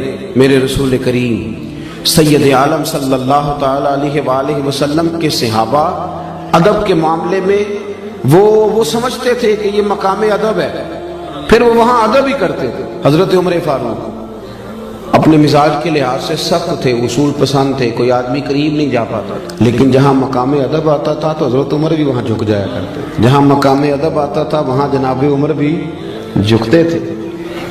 ایک دن نا صحابہ کرام نے مسجد میں بیٹھ کے یہ میٹنگ کی کہ یار حضرت نبی رحمت علیہ السلام کے زمانہ مبارکہ میں تو بظاہر غربت تھی، حضرت ابوبکر صدیق کے دور میں بھی اسلام پر زیادہ وسعت نہیں ہوئی تھی، اب تو اللہ نے کھول دیا بڑا کچھ، اب تو لاکھوں کا مال آ رہا ہے، بے حساب دینار آ رہے ہیں، پر عمر فاروق کا کرتا وہی پھٹا پرانا۔ آپ کو پتہ ہے نا پیسے آ جائیں تو بال بھی مشورہ دین لا پہ کہ بعد ہی دور بدل گیا ہے، تو کہا جناب وہی پھٹا پرانا کرتا، اور پھر 50 ہزار دینار حضرت عمر کے حصے میں آئے ہیں۔ جب بدری صحابہ کو طائف ملے تو عمر مسجد سے نکلتے ہیں تو گھر جانے تک سارے پیسے بانٹ دیتے ہیں، تو عمر سے کہنا کرتا ہی بدل لے۔ یہ مسجد میں میٹنگ ہو گئی، طے ہو گیا، کہنا ہے جی کہنا ہے، کہنا چاہیے کہنا چاہیے۔ ایک صحابی بولے، کہنے لگے کہنا تو چاہیے پر وہ شعر بھی بتاؤ جو عمر سے بات کرے گا، کوئی بندہ جو حضرت عمر سے بات کرے وہ بھی بتائیں۔ تو صحابہ کہنے لگے ایک بندہ ہے، وہ کہیں گے تو عمر مان جائیں گے۔ وہ کون ہے؟ کہا مولا علی شیر خدا کرم اللہ تعالی وجہ الکریم۔ ان کی بڑی قربتیں ہیں آپس میں، بڑا پیار ہے۔ علی کہیں گے تو عمر مان جائیں گے۔ کٹھے ہو کے جناب مولا علی شیر خدا سے عرض کی کہ آپ حضرت عمر سے کہیں کہ کرتا بدل لیں۔ حضرت علی کہنے لگے بات تمہاری ٹھیک ہے، اور یہ بھی ٹھیک ہے کہ عمر میرا بڑا حیا کرتے ہیں، اور یہ بھی ٹھیک ہے کہ جیسے میں کہوں گا ویسے وہ کر لیں گے، پر کوئی اور بات ہوتی تو میں کہہ دیتا، یہ والی بات میں نے بھی کوئی نہیں کہنی۔ یہ میں عمر کی طبیعت کو، مزاج کو، ان کی میں جانتا ہوں روح کی غذا کیا ہے، یہ نہیں میں نے بات کرنا۔ انہوں نے کہا جی پھر کیا مطلب ہوا کہ عمر فاروق سے کوئی بات کر ہی نہیں سکتا؟ تو حضرت علی کہنے لگے ایسی بھی بات کوئی نہیں، میں تمہیں ایک ہستی بتاتا ہوں،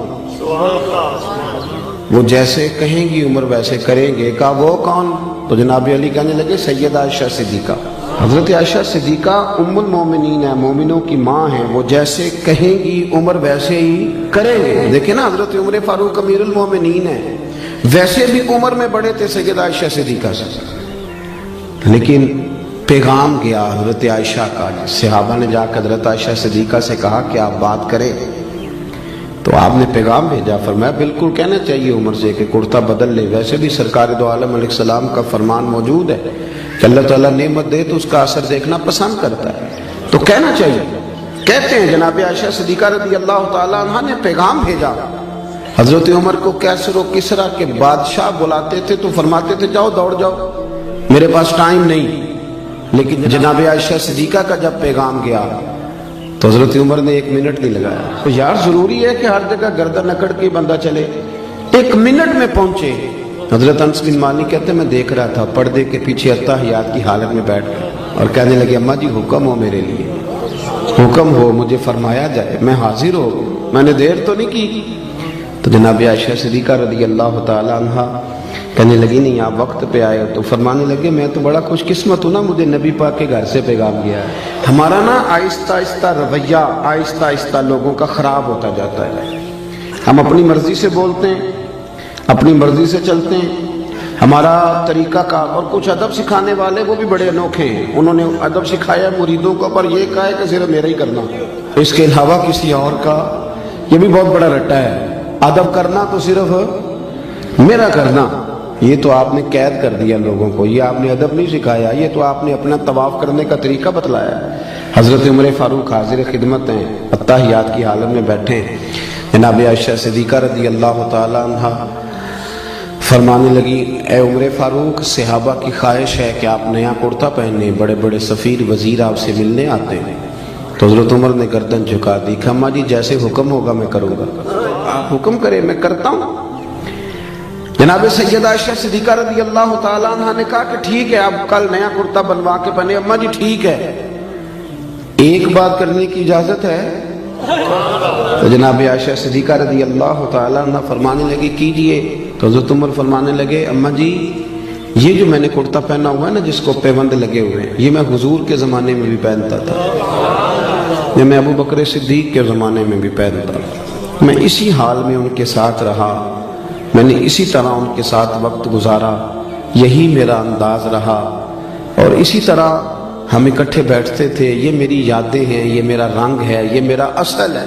اور کچا رنگ للاری والا جڑا چڑھدا لیندا رہندا، اے عشق تیرے دا رنگ محمد چڑھ جائے پھر نہیں لیندا، یہ میرا اصل ہے۔ اگر مجھے اجازت دے دی جائے تو نظر ایک ویسے کروں گا میں وہی جو آپ حکم کریں گی۔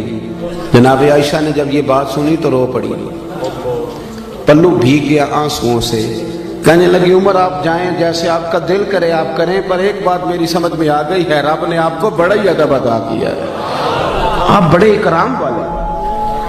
آپ یقین کریں وہ جن لوگوں کا بڑا دعویٰ ہے نا ادب کرنے کا، ان کے بھی جملوں سے ادب نظر آتا ہے، عمل سے ادب نظر نہیں آتا۔ وہ پہلے اینک لگاتے ہیں اچھی طرح تنقید کی، اچھی طرح اوپر سے لے کر نیچے تک بندہ پرکھتے ہیں کہ اگر کوئی کمزوری نظر آ گئی ہے تو پہلے میں بچ جاؤں، قریب نہ مجھے جانا پڑے، میں تنقید کروں، پہلے وہ اینک لگاتے ہیں۔ اور پھر بھی اگر کوئی ان کی پہنچ پہ پورا اتر ہی آئے تو پھر بھی جو ان کا انداز ہے وہ انداز بتاتا نہیں کہ ان کے اندر ادب ہے، تھوڑا سا ترک ہوتا ہے، تھوڑی احتیاط ہوتی ہے، تھوڑا ایک سلیقہ ہوتا ہے، اور بات کرنے میں، چلنے میں، اٹھنے میں۔ حضرت امام مالک رحمۃ اللہ تعالیٰ علیہ کے دروازے پہ کوئی آ کے دستک دیتا تو آپ فرماتے جب پوچھو کو فقہی مسئلہ پوچھنے آیا یا حدیث پاک سننے آیا؟ تو لوگ جا کے پوچھتے، عرض کرتے حضور، وہ کہتا میں نے نبی پاک علیہ السلام کی حدیث سننی ہے۔ تو امام مالک اٹھتے، پہلے غسل کرتے، پھر جبہ پہنتے، پھر امامہ باندھتے، پھر خوشبو لگاتے، پھر ایک بندہ سامنے بیٹھا، آپ ذرا غور کریں، ایک بندہ سامنے بیٹھا حدیث پوچھنے آیا ہے تو امام صاحب اس کے ساتھ نہیں بیٹھتے تھے بلکہ ممبر پہ بیٹھتے تھے، بن سنور کے سج کے ممبر پہ بیٹھتے تھے، اور پھر کہتے تھے اب میں تمہیں رسول اللہ کی حدیث سناتا ہوں، اب میں تمہیں حدیث سناتا ہوں، یہ حدیث کا ادب ہے، یہ اس کا اکرام ہے، یہ اس کی تعظیم ہے۔ اپنی طبیعت میں ادب لائیں، بات کریں تو ذرا سنبھل کر، گفتگو کریں تو ذرا سوچ کر۔ جب آپ کسی کا اکرام کرتے ہیں، جب آپ کسی کا احترام کرتے ہیں، حضرت خواجہ نظام الدین صاحب محبوب الہی رحمۃ اللہ علیہ سے آ کے ایک شخص نے کہا حضرت صاحب میرا پیر کامل نہیں، میں نے آپ سے بیعت کرنی ہے۔ تو آپ فرمانے لگے تجھے کیسے پتا چلا وہ کامل نہیں؟ کامل کا پتہ بھی تو کسی کامل کو چلتا ہے نا، پہلے تو نے یہ دعویٰ کیا ہے کہ میں کامل ہوں، اس لیے تو پتہ چلا نا۔ آپ فرمانے لگے کچھ شرعی قباحت، کہنے لگا جی نہیں شریعت میں تو کوئی ایسا مسئلہ نہیں، شریعت کے دائروں پر پورے اترتے ہیں۔ تو خواجہ نظام الدین صاحب محبوب الہی رحمۃ اللہ تعالیٰ علیہ ارشاد فرمانے لگے تو اللہ کی رضا کے لیے اسی کی خدمت کر اور اسی کا ادب کر، تو ادب کر تو خدمت کر، کامل نہ ہوا نا تو اللہ تیرے خلوص کی برکت سے اسے کامل کر دے گا، لیکن بے ادبی نہ کر، توہین نہ کر کبھی بھی۔ یہاں تو نا میں نے شروع میں کہا اہل حق بھی بٹ گئے، ہم اپنے ماننے والوں کو یہ تربیت کرتے ہیں کہ کسی اور کی تعظیم بالکل نہ کرنا، میری کرنا، اور بڑے بڑے بہانوں سے۔ یہ طریقہ درست نہیں، یہ تو آپ بے ادبی کو پروموٹ کر کر ادب کریں، اکرام کریں، ہمیں کیا لگے؟ ہم نے تو ادب کرنا ہے کہ بندہ نبی پاک کے مصلی پہ کھڑا ہے، ہم نے تو ادب کرنا ہے وہ نبی پاک کے ممبر پہ بیٹھا ہے۔ بندہ دیکھنا کوئی ضروری تو نہیں نا، نسبت دیکھنی ہے، نسبت دیکھنی ہے، نسبت۔ وہ اب نا ایک اور بھی بحث ہونے لگی ہے، فلانا سید ہے اور فلانا سید ہے۔ میں کہ اللہ اللہ تیرے کو صاحب کچھ نہ حساب کر کے دس کیڑا ہے تو کیڑا نہیں۔ میرے اعلیٰ حضرت بریلوی رحمۃ اللہ نے لکھا ہے جو کہتا ہے نا میں سید ہوں اس کا ادب کرو، تمہیں اللہ ادب کرنے کا اجر عطا کرے گا. تمہیں بحث کرنے کی بھلا کیوں ضرورت پیش آئی؟ تم نے تھرمامیٹر پکڑا، لوگوں کو چیک کرتے پھرتے ہو. ادب کریں، اکرام کریں، اس سے آپ کا وقار بڑھے. حضرت خواجہ قمر الدین سیالوی رحمۃ اللہ علیہ، حضرت شیخ الاسلام رحمۃ اللہ نے پنڈی کے علاقے میں تشریف لے گئے تھے. تو وہاں ایک شاہ جی تھے، وہ بڑی خوبصورت تلاوت کرتے تھے، بڑا سونا قرآن شریف پڑھتے تھے. تو حضرت جب جاتے تھے تو ان کے پیچھے نماز پڑھتے تھے. بزرگ عالم تھے تو ان کے پیچھے نماز پڑھی. کچھ اور علماء بھی ساتھ تھے. ان کے پیچھے جب نماز پڑھی تو نماز کے بعد پتہ چلا کہ شاہ جی سے کوئی ایسی اہم غلطی ہو گئی ہے کہ نماز تو ہوئی ہی نہیں سرے سے. ہمارے بندے تو لقمہ دینے میں بھی 1 منٹ لگاتے ہیں، آپ کو پتہ ہے نا، 1 منٹ لگتا ہے لوگ اسی وقت لقمہ، بلکہ پتہ چل جائے صحیح کہ یہ غلطی ہے. پھر تو خیر صلی اللہ مہربانی فرمائے. پھر تو نہ اور دیکھیں گے بزرگوں کا طریقہ تھا، اگر کوئی عالم کے اندر غلطی محسوس کرتے تھے تو پوچھتے تھے کہ یہ آپ نے کام کیا، اس کی کیا حکمت تھی. لیکن وہ بعض بندے پا نہ پڑھی تھے. ہاں جی، تسی تے بابا سیانے ہو، بڑی گلاں تو اگے بھی ہو گئی ہیں. وہ فٹافٹ لقمہ 1 منٹ سے پہلے مینوں بھی پوچھ لیا جائے، اور ٹھہر جا پہلے پوچھ تو لے، حکمت تو ذرا دیکھ لے. لیکن وہ جلدی ہے نا. مجھے یہ تھوڑا مرض ہے الرجی کا، پیروں پہ زیادہ ہے. میں کچھ سفر زیادہ کرتا ہوں تو تکلیف میں رہتا ہوں. میں نا ایک ٹانگ بچھا کے دوسری کھڑی کر کے روٹی نہیں کھا سکتا، کیونکہ وہ سارے میرے پیر زخمی رہتے ہیں. تو میں ایک جگہ آلتی پالتی مار کے بیٹھ کے روٹی کھا رہا تھا تو ایک بندہ مجھے سب درس دینے آ گیا. کہندا حضرت صاحب پھر کو ویکھے گا تے گلا کرے گا، سنت انج نہیں. میں کہ تبلیغ دا طریقہ بھی انج نہیں. آپ کو مجھ سے پوچھ تو لینا چاہیے تھا کہ جناب مسئلہ کیا ہے. آپ نے پوچھا ہی نہیں. آپ کو نہیں پتا کہ قرآن پاک نے کہا ادعو الی سبیل ربک بالحکمہ، جب کسی کو دین کی دعوت دو تو دانائی کے ساتھ دو. آپ پہلے پوچھ تو لیتے، آپ نے تو فٹافٹ جلدی کر دی. اور میں نے موزے اتار کے دکھایا تو کہنے لگا جی میں معذرت چاہنا. تو میں کہے جی گل تو پہلو سوچ دو تے، پھر ذرا تیرے لیے تھوڑی آسانی ہوتی. لیکن ہم اس طرف جانے کو تیار. وہ ایک شاعر نے کہا تھا بھائی کچھ تو مجبوریاں رہی ہوں گی، کچھ تو مجبوریاں رہی ہوں گی، یوں ہی کوئی بے وفا نہیں ہوتا.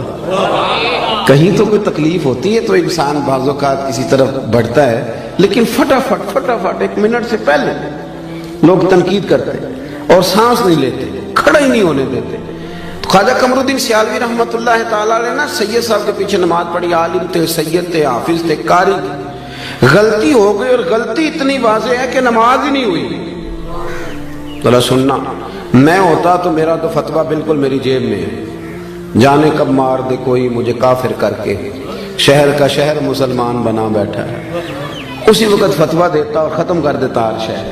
اتنی عمر ہوگی نماز ہی نہیں پڑھانی ہوگی، پتہ نہیں کیا کچھ کہہ دیتے معاذ اللہ. تو وہ علماء ساتھ تھے، وہ آہستہ آہستہ اشارے ہونے لگے کہ نماز نہیں ہوئی، نماز نہیں ہوئی. تو خواجہ صاحب رحمۃ اللہ علیہ فرمانے لگے پتہ مجھے بھی ہے نماز نہیں ہوئی، لیکن یہ عام بندہ نہیں، یہ سید زادہ ہے. ان کو لقمہ دینا ہے تو میں کچھ جملہ تلاش کر رہا ہوں، کوئی لفظ مل جائے تو لقمہ دوں. خواجہ صاحب بڑے منطقی فلسفی تھے، پر بعض ادب والی جگہ ہوتی ہیں جہاں منطق فلسفے ختم ہو جاتے ہیں، وہاں ادب ہی. دیکھیں نا اعلیٰ حضرت سے بڑا منطقی فلسفی کوئی نہیں. جب ان کا کلام پڑھتے ہیں تو یوں لگتا ہے کہ لفظ خود اعلیٰ حضرت کے سامنے کھڑے ہو جاتے تھے کہ مجھے لکھو، زمین و زمان تمہارے لیے، مکین و مکان. آپ ذرا دیکھیں تو یہ ایک سیل رواں ہے. لیکن جب سادات کی بات آئی، جب ادب کی بات آئی، جب بات ختم ہو جاتی ہے نا تو پھر بندہ کہتا ہے کیا ہی بات ہے. لفظ ختم ہو جائے تو پھر بندہ کہتا ہے اعلیٰ حضرت بھی فرماتے ہیں کیا بات رضا اس چمنستان کرم کی، زہرا ہے کلی جس میں حسن اور حسین پھول. خواجہ صاحب رحمۃ اللہ تعالیٰ علیہ کہنے لگے یہ عام بندہ نہیں نا، سید ہے اور عالم ہے. ان کو لقمہ میں دینا ہے تو ذرا ہوش سے دینا ہے، ادب سے دینا ہے، ادب سے. کہنے لگے ٹھہر جاؤ ذرا، مجھے لفظ تلاش کر لینے دو. کوئی لفظ ملتا ہے تو پھر شاہ جی کو بتاتا ہوں کہ نماز نہیں ہوئی. تھوڑی دیر کے بعد فرمانے لگے لو بھائی علماء کرام لفظ مل گیا. اب میں شاہ جی کو لقمہ دینے لگا، جیب سے 100 کا نوٹ نکالا، آگے بڑھے، شاہ جی کو نذرانہ دیا، پھر ہاتھ چومے. اور دیکھو لقمہ دینے کا انداز. فرمانے لگے شاہ جی آپ نے نماز پڑھائی ہے، مزہ بڑا آیا ہے. نماز آپ نے پڑھائی ہے، مزہ بڑا آیا ہے. ذرا یہی نماز ایک دفعہ دوبارہ نہیں پڑھا دیتے؟ مزہ بڑا آیا، ذرا یہی نماز ایک دفعہ دوبارہ نہیں پڑھا دیتے؟ شاہ جی بڑے سیانے تھے، کہنے لگے لگ رہا تھا مجھے کہ نماز نہیں ہوئی، لیکن چلیں آپ نے بتایا تو میں سمجھ گیا ہوں کہ آپ نے مسئلہ بھی بتا دیا ہے اور ادب بھی قائم رکھا ہے، بات بھی سمجھا دی۔ بے ادبی نہ کریں زندگی میں، توہین نہ کریں۔ لیکن نا آپ ایک لفظ کہہ کے گھر چلے جاتے ہیں، پر وہ لفظ زبان سے نکلتا ہے دوبارہ واپس نہیں آتا۔ تھوڑا سوچ کے بولے، وَقُولُوا لِلنَّاسِ حُسْنًا۔ اللہ فرماتے ہیں لوگوں سے بات کرو تو اچھی بات کرو، اچھے پیرائے میں بات کرو، خوبصورت بات کرو، ادب کریں۔ اور ادب کوشش کریں کہ کوئی ضروری نہیں تو ہمارے یہاں بہت سارے لوگ کہتے تھے یہ تو آئے نہیں حدیث میں، تو یہ آپ کیا کر رہے ہیں؟ بہت ساری باتیں ایسی تھیں جو سرکار فرماتے نہیں تھے پر صحابہ کرتے تھے۔ حضرت اسلم بن شریق رضی اللہ تعالیٰ عنہ حضور کے صحابی ہیں، ان کی ڈیوٹی تھی نبی پاک کے گھوڑے پر کجاوا باندھنے کی۔ تو رات کو پوچھ لیتے تھے کہ یا رسول اللہ صلی اللہ علیہ وسلم صبح کہیں جانا تو نہیں؟ تو اگر حضور فرماتے ہیں ہاں جانا ہے تو وہ اس وقت گھوڑے پہ کجاوا باندھ کے تیار کر کے پیش کر دیتے۔ ایک دن رات کو پوچھنے لگے کہ حضور کہیں جانا ہے، فرمایا فجر پڑھ کے جانا ہے۔ حضور نے فجر کی نماز پڑھائی، باہر نکلے تو گھوڑا تیار تھا، کجاوا بندھا ہوا تھا۔ اللہ کے محبوب گھوڑے پہ بیٹھے سفر کیا، واپس آئے تو فرمایا ذرا اسلم بن شریق کو تو بلاؤ۔ وہ حاضر خدمت ہوئے تو سرکار فرمانے لگے آج کجاوا تم نے نہیں باندھا۔ تو وہ رو پڑے، کہنے لگے سونیا میرے پیر باندھنے کا انداز بھی آپ کو پتہ ہے؟ تو حضور فرمانے لگے مجھے پتہ چل گیا کہ یہ سٹائل تیرا نہیں ہے، آج تو نے نہیں باندھا۔ حضور نے کہا نہیں تھا، حکم نہیں دیا تھا، پر ان کا ادب کرنے کا طریقہ دیکھیں۔ عرض کرنے لگے یا رسول اللہ صلی اللہ تعالی علیہ وسلم رات کو نا میرے اوپر غسل فرض تھا، جب میں صبح اٹھا ہوں تو غسل فرض تھا، اب اگر میں غسل کر کے کجاوا باندھتا تھا تو حکم ماننے میں دیر ہوتی تھی، اور یہ بھی بے ادبی ہے۔ اور حضور یہ میری غیرت گوارا نہیں کرتی تھی کہ میں نے غسل کرنا ہو اور میں آپ کے گھوڑے کو بھی ہاتھ لگاؤں اور گھوڑے کے کجاوے کو بھی ہاتھ لگاؤں، میں اس کو بھی بے ادبی سمجھتا ہوں۔ تو پھر میں نے کسی اور کی ڈیوٹی لگائی، کسی اور کی۔ یہ کسی جگہ حکم نہیں تھا کہ تم نے غسل کرنا ہو تو میرے گھوڑے کو ہاتھ نہ لگانا، حکم نہیں تھا، پر وہ سمجھتے تھے کہ پائے نظر ہوش میں آ، یہ قوے نبی ہے، آنکھوں سے بھی چلنا یہاں بے ادبی ہے۔ اپنی زندگی میں ادب کریں اور اکرام کے ساتھ، ادب کے ساتھ۔ علامہ اسماعیل حقی نے لکھا ہے، بس بات ختم کرنے لگا ہوں، علامہ اسماعیل حقی رحمۃ اللہ نے لکھا ہے کہ ایاز کا جو بیٹا تھا نا تو اس کا نام تھا محمد بن ایاز۔ تو سلطان محمود غزنوی جب اس کو آواز دیتے تھے تو بڑے پیار سے، بڑے میٹھے، اور محمد بن ایاز میری بات سنو۔ ایک دن آواز دی، کہنے لگے ایاز کے بیٹے ذرا آنا، ایاز کے بیٹے ذرا۔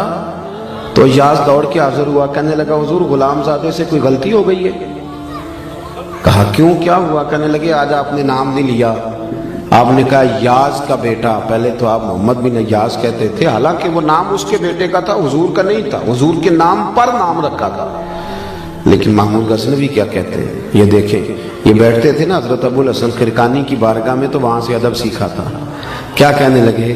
کہنے لگے یہ نام میرے نبی کریم کے نام پہ رکھا گیا ہے، آج میرا وضو نہیں تھا اس لیے میں نے محمد بن ایاز نہیں کہا، میرا وضو نہیں تھا اس لیے میں نے یہ نام اپنی زبان سے ادا۔ تو اپنی زندگی میں نا آپ سمٹیں، بڑا بد نصیب ہوتا ہے وہ بیٹا، بد نصیب ترین وہ بیٹا ہے کہ جس کی اماں اس کے ساتھ بات کرنے میں 100 دفعہ سوچتی ہے کہ کہیں بدتمیزی نہ کر دے، اس کا والد سوچتا ہے کہ پتہ نہیں کہاں سے بولے گا، کوئی غلط بات ہی نہ کر دے، سوچ سمجھ کے جس کے ماں باپ، استاد، مشائخ بھی کھل کے بات نہ کرے۔ اور وہ بڑا نصیبوں والا ہے جس کا ابا بڑا جھڑکتا ہے پر وہ گردن جھکا کے رکھتا ہے، وہ گردن، وہ کہتا ہے میرا والد ہے، مجھے مار بھی دے تو میرا باپ ہے۔ یہ خوش نصیب لوگ ہوتے ہیں، خوش نصیب کہ جن کے ماں باپ کو پتہ ہوتا ہے کہ یہ کبھی بے ادبی نہیں کرے گا۔ اور وہ بڑا بد نصیب ہے کہ جس کے بڑے یہ سوچتے ہیں کہ نہ جانے یہ کیا کرے گا، کہاں بات کرے گا۔ تو میری ساری گفتگو کا خلاصہ یہ کہ زندگی ادب والی بنائیں، پیار والی بنائیں، پریم والی بنائیں۔ ایک ہمارے ہاں اور آج کا ریت چلی ہے جی، وہ کعبے کی طرف ٹانگیں کرنا کون سا حدیث میں منع آیا ہے، وہ فلانی چیز جی آپ تو جان بوجھ کے کر رہے ہیں، اور اللہ تعالیٰ خیر کرے بہت سارے لوگ حرم شریف سے واپس آتے ہیں تو یہ کہانیاں سناتے ہیں آ کے. سن لیں مشکات میں حدیث ہے ایک شخص نے کعبے کی طرف منہ کر کے تھوک دیا تھا. کعبہ سامنے نہیں تھا, کعبے کی طرف. تو حضور نے فرمایا یہ کون ہے؟ یا رسول اللہ فلانی مسجد کا امام ہے. فرمایا آج کے بعد نماز نہ پڑھائے. نماز پڑھانے لگے تو لوگوں نے روک دیا, کہا آپ نماز نہیں پڑھائیں گے, نبی پاک علیہ السلام نے منع کیا. تو وہ حضور کی بارگاہ میں حاضر ہوئے, یا رسول اللہ آپ نے منع کیا؟ حضور نے فرمایا ہاں منع کیا ہے. تو نے میرے سامنے کعبے کی سمت منہ کر کے تھوکا. لفظ دیکھیں حدیث کے.